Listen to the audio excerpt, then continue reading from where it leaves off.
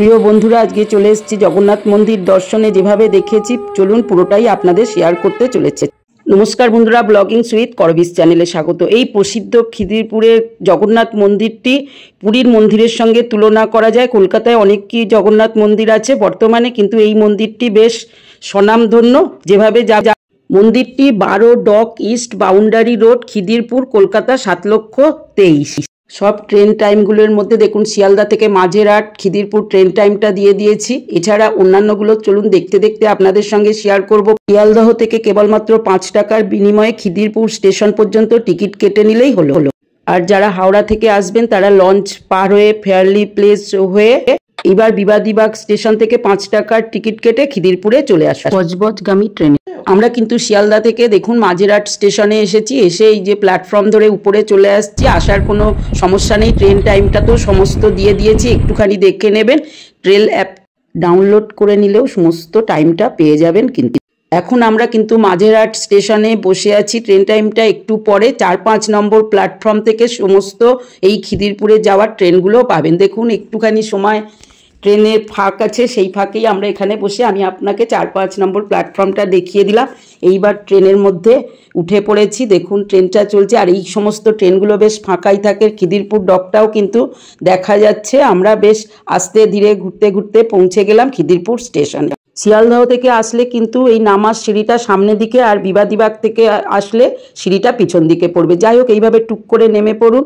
চলুন এই স্টেশনের বাইরে এসে ডান দিকে ধরে 2 মিনিট মতো হাঁটলে 96/2 কার্লমার্ক্স সরণি রোডটা ধরে এগিয়ে চলছে। এইবার রাস্তাটা ঘুরে যান, ঘুরে সোজা হাঁটতে থাকুন, ডক ইস্ট রোডটা পেয়ে যাবেন। দেখবেন এরকম একটা পেট্রোল পাম্প আছে, যেটা ধরে এগিয়ে চলুন সামনের দিকে। 2-3 মিনিট হাঁটা পথে জগন্নাথ মন্দিরের আগে। এই জগন্নাথ মন্দিরে যাওয়ার আগে মহাকাল মন্দির, শিব মন্দির ইত্যাদি আছে, সেগুলোও আমরা পরে দেখব। চলুন প্রথমে আমরা জগন্নাথ মন্দিরের সামনে চলে এসেছি। ধীরে ধীরে এইভাবে 3-4 মিনিট হাঁটা পথে জগন্নাথ মন্দিরের প্রথমে দেখতে মা বটমঙ্গল মন্দির আছে। এটিও সবিস্তারে জানাবো, এনারও খুবই জনপ্রিয়তা। চলুন এইখানে প্রথমে এইখানে যে সিংহর মূর্তি আছে, এর পাশ দিয়ে জুতো রাখার স্থান আছে, এখানে জুতোটা রেখে প্রবেশ করুন। উৎসবের সময় লকার আছে, লকারেও রাখতে পারেন। এইবার ধীরে ধীরে ভেতরে প্রবেশ করুন। পুরীর জগন্নাথ মন্দিরের মতো এই মন্দিরেরও সিংহ দরজায় অবস্থিত কিন্তু অরুণা স্তম্ভ, আর এখানেই ধূপটা দিয়ে আপনাকে উপরে প্রবেশ করতে হবে। আপনি যদি সকালবেলা যান তাহলে কিন্তু এখানে পুজো নিবেদন করতে পারেন, ফুল বিক্রি হয়, প্রসাদ ভোগের ব্যবস্থাও আছে, যেটা আগের থেকে কুপন বুক করতে হয়। সমস্ত ঠিকানা দেখুন এখানেই দেওয়া আছে, টুক করে দেখে নিন বন্ধুরা। দেখুন এখানে পুজো দেওয়ার জন্য মহাপ্রসাদের কুপন পাওয়া যায়। 101 টাকা দিয়ে পুজোও চড়াতে পারেন। পুরীর জগন্নাথ মন্দিরের মতো এই মন্দিরের সিংহ দরজায় অবস্থিত অরুণা স্তম্ভ। এই অরুণা স্তম্ভ থেকে 18টি সিঁড়ি উপরে স্থাপন করা হয়েছে গরুদা স্তম্ভ। গরুদা স্তম্ভের পরেই মূল দরজা। সেই কারণে মন্দিরটিকে কলকাতায় শ্রী জগন্নাথ ক্ষেত্র বা জগন্নাথ ধাম বলে মনে করা হয়। সেই কারণে এটিকেও জগন্নাথ তীর্থক্ষেত্র ধাম বলেও পরিচয় করা হয়। অবিকল পুরীর জগন্নাথ মন্দিরের অনুকরণে কিন্তু মন্দিরটি তৈরি। আমরা কিন্তু বিকেলবেলার দিকে যখন আসি তখন বেশ ফাঁকা ছিল। মন্দিরটি সবে খোলা হয়েছে, সেই ক্ষেত্রে বেশ ফাঁকায় ভগবান জগন্নাথকে দর্শন করলাম। আবার এই মন্দির সম্পর্কে যদি কিছু তথ্য না দিই তাহলে কিন্তু মন্দির প্রতিষ্ঠা সম্পর্কে কিছুই জানতে পারবেন না। প্রথমে 1967 সালে কলকাতার খিদিরপুর বন্দরে 108 নং ওয়ার্ডের জগন্নাথ ভক্ত শ্রমিকেরা টিনের ঘেরা মন্দির তৈরি করে মনের ক্লান্তি দূর করতে শ্রী শ্রী জগন্নাথ দেবের কাগজের ছবিতেই পূজা করতেন ও স্তোত্র পাঠ করতেন। পুরুষোত্তম দাস নামে এক ব্রাহ্মণ পুজো করতেন। পরবর্তীকালে 1968 খ্রিস্টাব্দে স্বপ্নাদেশ পান। এই স্থানে বসবাসকারী উড়িষ্যার অধিবাসীগণ মন্দির নির্মাণের কথা ভাবেন। পরবর্তীতে 1969 সালের 26শে জানুয়ারি জগন্নাথ সেবা সমিতির সদস্যরা মন্দির নির্মাণের সংকল্পে বাড়ি বাড়ি গিয়ে মন্দির নির্মাণের জন্য অনুদান সংগ্রহ করেন। আমাকে কিন্তু পূজারীরা একটু তুলসী পাতা দিলেন, নারায়ণের বেস্ট প্রসাদ এটি। আমি সেটা বেশ গ্রহণ করলাম আর বেশ প্রশান্তি অনুভব করলাম। চলুন এবার প্রসাদটা খেয়ে নিই। উপরের চালচিত্রটা দেখুন কত সুন্দর, নিপুণভাবে তৈরি, কিন্তু কোনো কার্যে অবহেলা করা হয়নি। কোনো অংশে গেলে আপনি কিন্তু এই মন্দিরে হতাশ হবেন না। কারুকার্য সূক্ষ্ম সুন্দরভাবে একদম করা। পুরোহিত মহাশয়ের সঙ্গে ফাঁকা অবস্থায় অনেক কথা হয়েছে, কিন্তু ওনাকে আমি ধরতে পারিনি ব্যস্ততার জন্য। চলুন ওনার কাছ থেকে যা শুনেছি বাকিটা জানাই। এক্ষেত্রে কলকাতার বন্দরের তৎকালীন এক কর্মকর্তা জনাব এস রহমান ও মন্দির নির্মাণের জন্য 2000 টাকা দেন। ওই সকল সংগৃহীত অর্থ দিয়ে 1970 খ্রিস্টাব্দে 20 ফুট উচ্চতার মন্দিরটি নির্মাণ করা হয়। পরবর্তীকালে প্রসন্ন কুমার দাস নামক আরেক আয়কর কমিশনার তার পিতাকে নিয়ে জগন্নাথ দর্শনে আসেন। প্রবেশদ্বার সংকীর্ণ হওয়ার জন্য তার পিতার দ্বারা মন্দির উন্নতিকল্পে সাহায্য করায় পুনরায় মন্দিরটি উড়িয়াবাসীগণ ও বাঙালি জনসাধারণের চেষ্টায় 1999 সালে নভেম্বর মাসে ভিত্তিপ্রস্তর স্থাপন করা হয়। প্রথমেই দেখে নিন সরস্বতী মন্দির, গণেশ মন্দির, ছোট ছোট করে মন্দিরের চারপাশে দেবতাদের মন্দির স্থাপন করা আছে।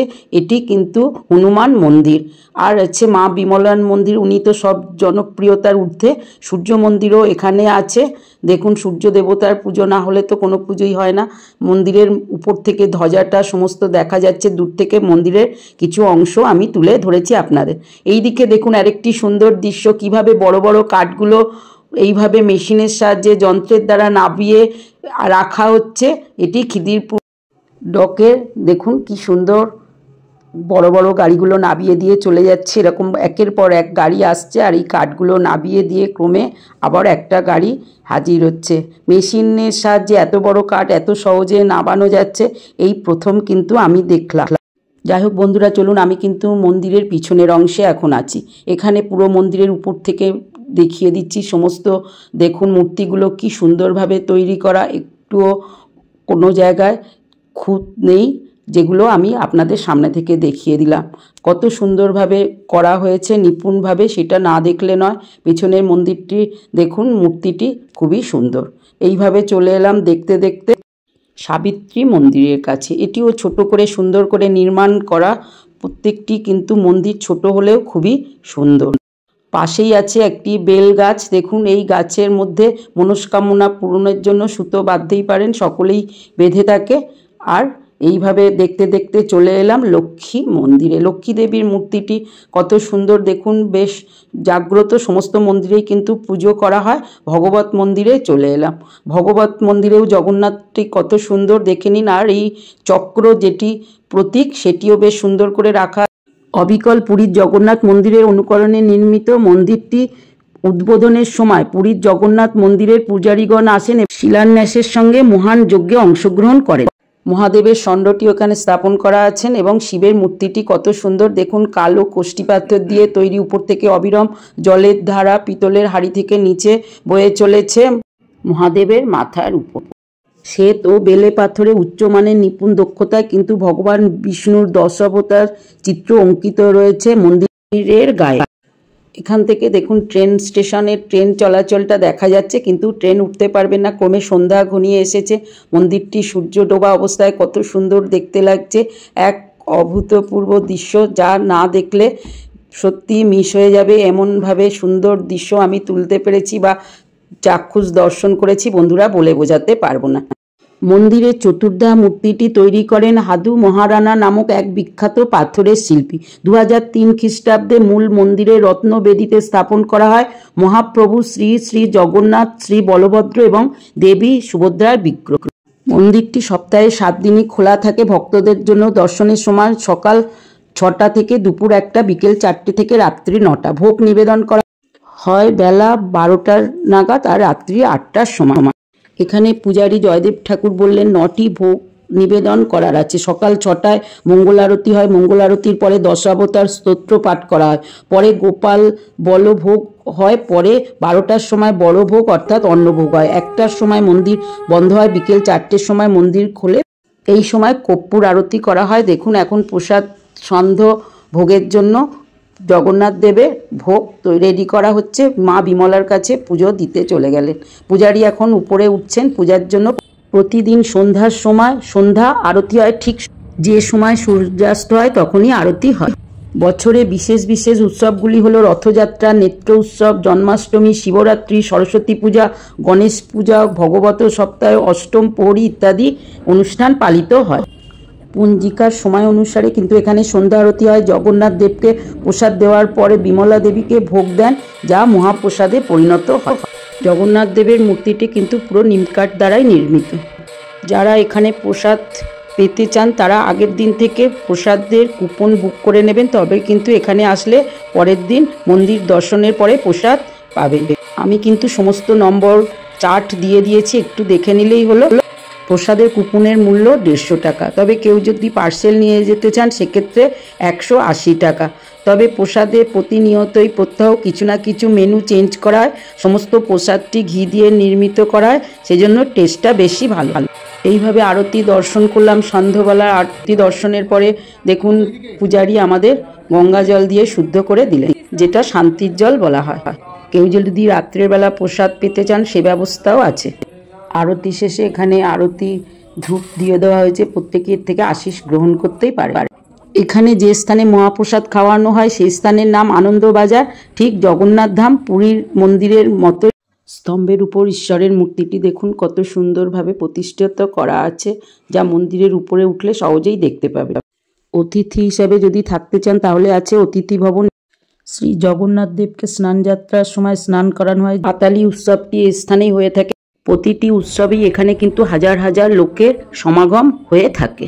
চলুন এবার আমরা নিচে চলে এসেছি। নিচে এইখানেই কিন্তু ঘুরে দেখছি চারপাশটা। এখানে দেখুন অতিথি ভবনটা তো রয়েইছে, এছাড়া এখানে খাওয়ার রুম আছে বিশাল বড়, যেখানে বসে সবাইকে খাওয়ানো হয়। এটি অতিথি ভবনের দরজা। এখানেই নানা রকম অনুষ্ঠান হয়, হোম যজ্ঞেরও ব্যবস্থা আছে। এখানেই পাতালি উৎসবটা হয়ে থাকে সিজনে যখন পড়ে। এখানে শ্রী জগন্নাথের একটি গ্রন্থাগার আছে, যেখানে 1000-এরও বেশি পুস্তক সংগ্রহ করা আছে। এই গ্রন্থাগারে 22 পাহচ শিরোনামে এক দেয়াল পত্রিকা প্রকাশিত হয়। আনন্দবাজার ভবনটি এই স্থানেই অবস্থিত, যেখানে প্রসাদ খাওয়ানো হয়। বাটা মঙ্গলা মন্দিরটি কিন্তু জগন্নাথ দেবের মন্দিরের প্রবেশের পূর্বেই অবস্থিত। অন্যান্য দেবতার সঙ্গেও ইনি পূজিত হন। বাটা মঙ্গলা মন্দিরটি দেবী মঙ্গলাকে উৎসর্গ করা হয়। উড়িষ্যার পুরী থেকে 7 কিমি দূরে 4 নং রাজ্য সড়কে পুরী থেকে ভুবনেশ্বর যাওয়ার পথে পড়ে। বলা হয় বাটা শব্দের অর্থ পথ। কথিত আছে ব্রহ্মা যখন মর্তে অবতরণ করেন তখন তিনি বিভ্রান্ত হয়ে পড়েন এবং শূন্যতা দেখেন। সেই মুহূর্তে দেবী বাটা মঙ্গলা ব্রহ্মাকে জগন্নাথ দেবের পথে চালিত করেন। এখানেও তিনি জগন্নাথ মন্দিরের প্রবেশের পূর্বে অবস্থিত। দেবীকে দুর্গা মন্ত্রে পূজিত করা হয়। তিনি সুন্দরী, 2টি হাত, 3টি চক্ষুর অধিকারী, পদ্মাসনে উপবিশিষ্ট। পুরো জগন্নাথ মন্দিরটা আমার মতো করে দর্শন করালাম। চলুন এবার রোডটা ধরে এগিয়ে চলেছি। আরও অন্য 2-1টি মন্দির আছে, সেগুলো দেখে নিন। সন্ধেবেলায় তো এসেছি, কিন্তু বেশ দারুণই দেখলাম। হাঁটতে হাঁটতে আমরা চলে এসেছি নাগা বাবার মন্দিরটি দেখতে, যেটি জগন্নাথ মন্দিরের পূর্বে অবস্থিত। দেখুন মন্দিরটি কত সুন্দর। খিদিরপুরের এই নাগা বাবার মন্দিরটিও বেশ জনপ্রিয়। মনে করা হয় মন্দির সম্পর্কে নাগা সন্ন্যাসী বা সাধুরা বিশেষ করে ঈশ্বর বা শিবের ভক্ত সম্প্রদায় হয়ে থাকেন। স্থানীয় বাসিন্দাদের মতে এখানে একজন নাগা সাধু বাবা বাস করতেন। তিনি শিবের উপাসক ছিলেন এবং শিব পূজা করতেন। সেই অনুযায়ী এখানে শিবের মন্দির তৈরি করে পরবর্তীকালে পূজা করা হতে থাকে। শিব ঠাকুরের মন্দিরটি কিন্তু দারুণ। আরেকটি বিখ্যাত মন্দির না দেখলেই নয়, এটি হলো মহাকালেশ্বর মন্দির। মন্দিরের মধ্যে প্রবেশ করেছি, দেখুন মন্দিরটি কত সুন্দর। এই মন্দিরের জ্যোতির্লিঙ্গটি অন্য মন্দিরের জ্যোতির্লিঙ্গ থেকে একদম অন্য ধরনের। মহাকালেশ্বর মন্দিরের জ্যোতির্লিঙ্গটি কিন্তু দক্ষিণমুখী। মহাকালেশ্বর হিসেবে সাধারণত মহাদেব অর্থাৎ শিবকেই পূজিত করা হয়। মহা কথাটির অর্থ মহান, আর কালের অর্থ সময়, তাহলে সময়ের প্রকৃতি অর্থাৎ মৃত্যুকেই নির্দেশ করে। মন্দিরটি খুবই প্রাচীন। প্রমাণিত পুরাণে উল্লেখে পাওয়া যায় ভস্য আরতির জন্য বিখ্যাত, অর্থাৎ বিভূতি বা ছাই দিয়েই আরতি করা হয়। মহাকালেশ্বর শব্দের অর্থ পবিত্র ঈশ্বর। তিনি মানুষের নিয়ন্ত্রণের বাইরে, তিনি সময়ের নিয়ন্ত্রণ। মৃত্যুর পর ছাই হয়ে যাওয়া নশ্বর প্রাণীরা এই ছায়ের মাধ্যমেই প্রকৃতি হিসেবে নত হওয়া মহাদেবের কাছে, এটাই নির্দেশ করা হয়ে থাকে। মন্দিরটির চারপাশে দেখুন উপরে কত সুন্দর মূর্তি আছে, আর নিচের মূর্তিগুলোও তো দেখেছেন, দেখলে চোখ জুড়িয়ে যাবে। দেবতা গণেশকেও সুন্দরভাবে অধিষ্ঠান করা। যাই হোক, আমরা এবার চলে এসেছি খিদিরপুর স্টেশনে। আমাদের ট্রেন আসার অপেক্ষা, বেশ ভালোভাবেই দর্শন করলাম। যেভাবে দেখেছি সমস্ত কিছু পুঙ্খানুপুঙ্খভাবে দেখালাম। খিদিরপুর ডকঘাটটা দেখুন স্টেশন থেকে দেখা যাচ্ছে। আর একটু বসে আছি। তাহলে ভিডিওটা কেমন হয়েছে বন্ধুরা জানাবেন পুঙ্খানুপুঙ্খভাবে। যেটুকানি জেনেছি সেটুকানি সব তথ্য আপনাদের সঙ্গে শেয়ার করলাম। দেখুন, খিদিরপুর থেকে ফিরে আসার ট্রেনের টাইম টেবিলটাও যোগ করে দিলাম। আশা করি সবাই ভালো থাকবেন, সুস্থ থাকবেন। আবার দেখা হবে পরবর্তী ভিডিওতে। কেমন হয়েছে লাইক শেয়ার কমেন্ট করে আমার সঙ্গে থাকুন। জয় জগন্নাথ।